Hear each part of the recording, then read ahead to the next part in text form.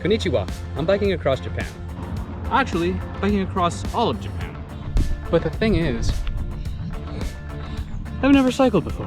I have no idea what I'm doing. So let me break down why I'm doing it. In 2019, I rented a motorbike and drove around the Ha Giang Loop in Vietnam. It was one of the most eye-opening experiences of my life. It was beautiful, new, and humbling. Now, I visited Japan in 2019 and I loved it. But I rushed through the country and I only saw the big cities.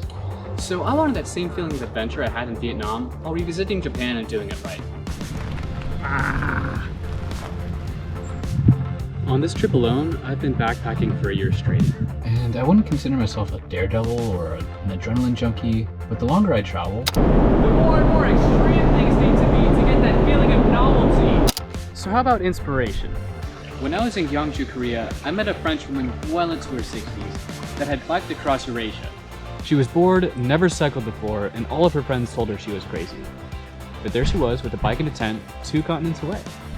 She had many wise things to say, but I thought to myself, if she can do it, so can I. So that's why.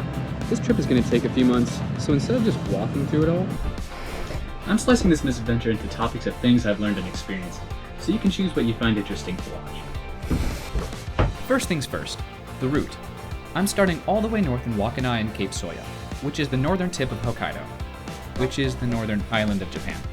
I'll take a ferry to Honshu, the main island, and head south until I reach Fukuoka on the island Kyushu. As the crow flies, a long way.